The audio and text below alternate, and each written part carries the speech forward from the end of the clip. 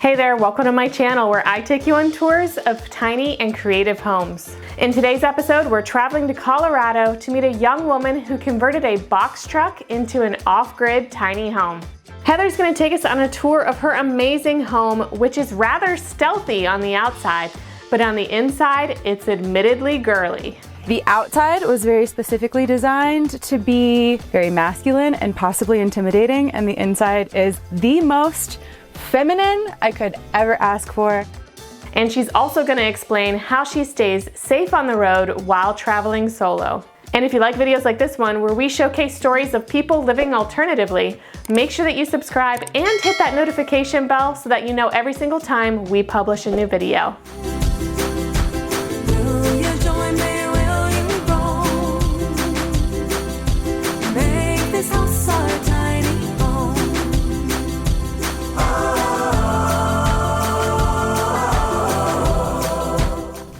Hi everyone, my name is Heather and this is my tiny house on wheels named Joy.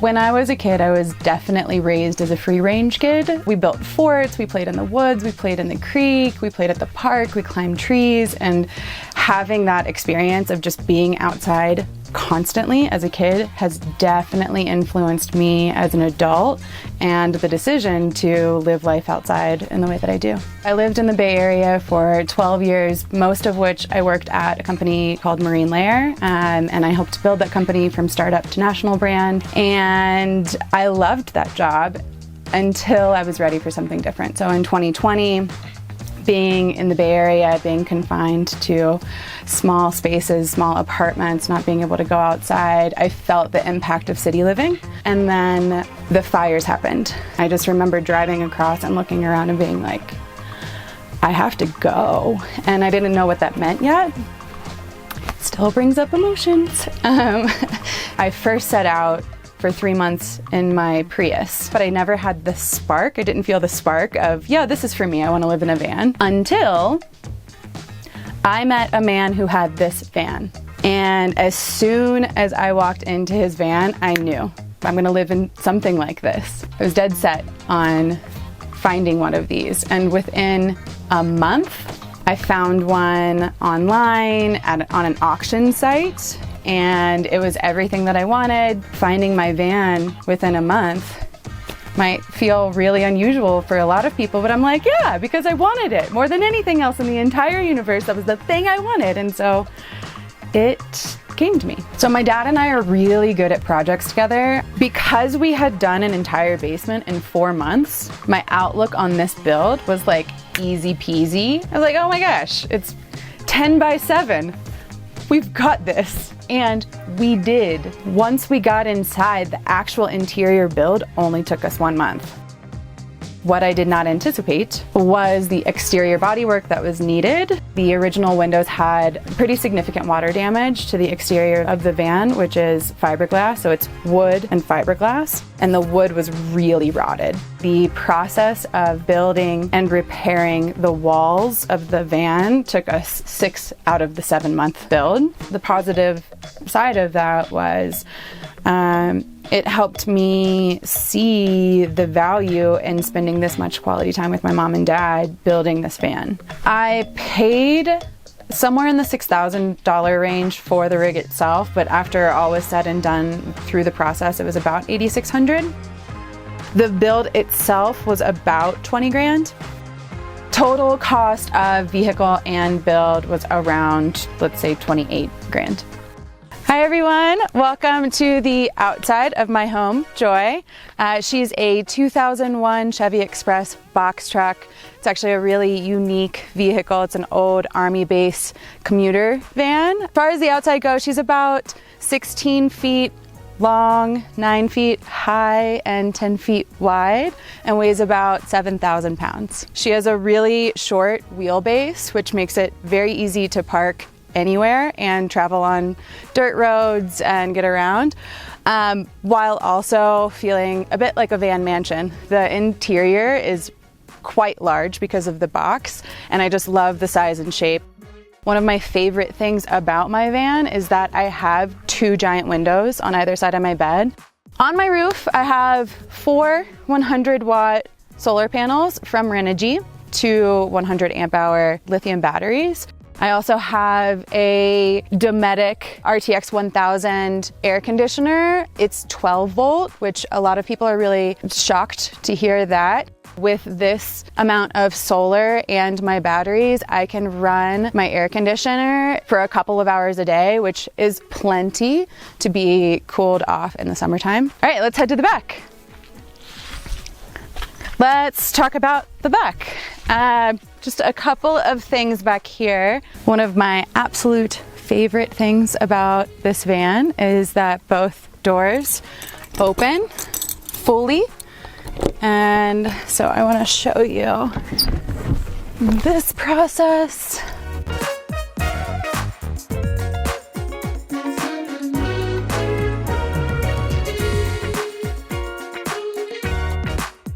This is my electrical system and my garage. So 2 100 amp hour Battleborn batteries. This is a 2000 watt sine wave inverter charger. So on the outside back here, I can actually plug in to shore power, and this helps me do that. So I wanted to be able to run 12 volt and 120 volt, and the inverter charger allows me to do that. We also left space here just in case I wanted to get a 3rd battery. This is my little garage, and it actually goes back under my bed about 3 feet further.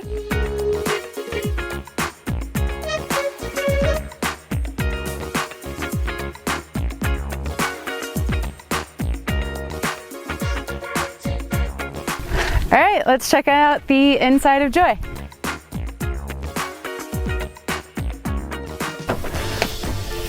Welcome to the inside of Joy. The outside was very specifically designed to be very masculine and possibly intimidating, and the inside is the most feminine I could ever ask for. Pink, gold, and green were the colors that I wanted to utilize the most. There are rafters here about every 3 feet that do go up to the ceiling, and in that space we used wool to insulate, but the height specifically is as tall as this vehicle gets. So I think 5'9" or below is comfortable. Anything above that, it's a little bit of a neck bend. So if you come this way, I will show you my favorite part of my van.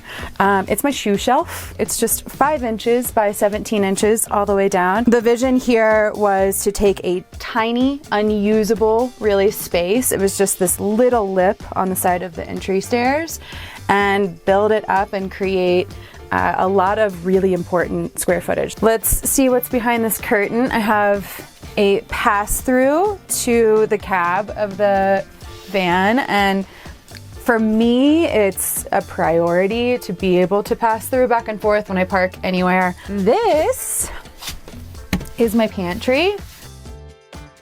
The real star of the show in my pantry is my Lomi composter. In its eco mode, it takes a full bucket of compost and turns it into soil, dirt, in 4 hours. I built this into my van. It was one of the first priorities that I had identified.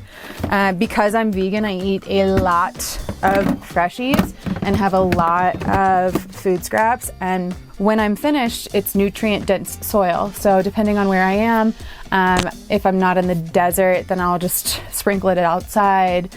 Otherwise, we can just throw it away, and the environmental impact of doing that versus throwing fresh scraps is significantly better.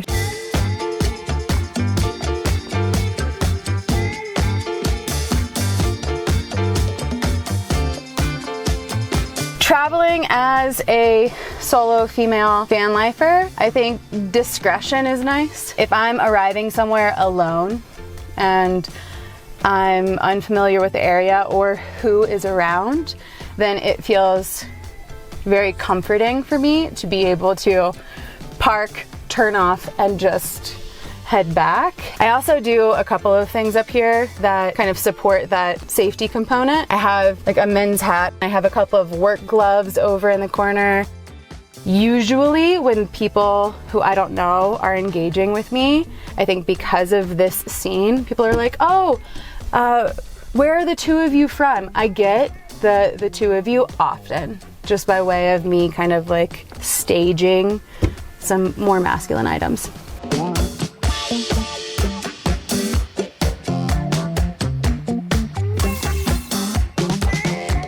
All of my cabinets, countertop, and most other things in the van were sourced from Habitat for Humanity's Restore, so it's all secondhand. The countertop is one of my favorite pieces. It was a 6-foot dining table. My favorite part about the table itself was the live edge and the color. All of the knobs are different. I wanted it to be playful. Some of them are crystals. I just wanted it to feel a bit whimsical. It was really important to me to have a black sink. I think it's sexy. Am I allowed to say that? This is a life hack in van life, if you don't know about this. Washing dishes with a sprayer saves an astronomical amount of water. So I fill this up, I'll suds up all of my dishes, I'll spray them off, and it's a life hack with water. Highly recommend. My internet cable just tucks behind my jars. These are plastic too, by the way. Important life hack for van life.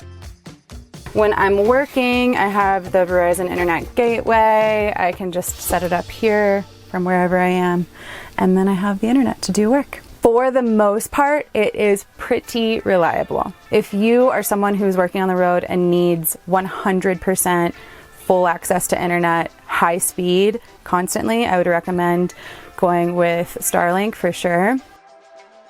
I made the decision to use my camping stove in my van because I actually cook very infrequently. For me personally, it wasn't a high priority to take up space for a stove. So let's talk about the floor. I wanted something incredibly unique. There are different wood tones, pink tones, natural tones. I have never seen another floor like this. It's also waterproof, scratch proof, and insulated. So that it's form and function, which I really, really love. But my floor is one of my favorite things in the van too. Let's go to the other side and talk about my bedroom. Okay, so this is my friend Matt's lovely dog Stella, who I just appreciate hanging out in my van today. And this is my bedroom. You'll notice these gigantic Turkish pillows on the backside of the bed. I really wanted an inviting, kind of cozy lounge space in my van. This serves during the day as more of a couch loungy space, and it's also, again, form and function is kind of a theme of my van. These pillows provide a lot of insulation on the back doors and back windows because that was the one area of the van where we couldn't insulate. I do have thermal curtains, but it's okay, they do a good job, but this really blocks the cold at night. I will show you how I set up for work. And this is it. This is where I do calls. Most of the work that I do is done on Zoom. And so this type of desk works really well for me. When I'm doing work on my computer, I'm usually in the lounge space on my bed. But when I'm actually talking to people, hosting coaching sessions, then this is where I do my work, and it's perfect. This works perfect. My refrigerator is right here. I personally don't use a lot of refrigerator space because a lot of my diet is fruit and vegetable based. This is a Nature's Head composting toilet. I highly recommend it. I use coconut coir in the base, and it's been really great. It's simple, easy to clean, easy to function. I would recommend it to anyone.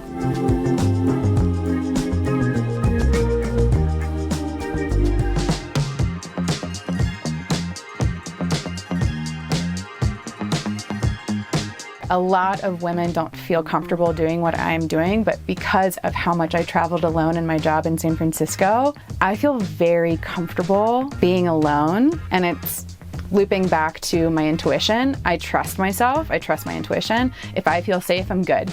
If something is like, maybe not, then I listen to that and I go somewhere else. I have a lot of road ahead of me, and I am more than thrilled about where the road will take me. I have no idea, and I'm excited to see how many miles we can put on this baby.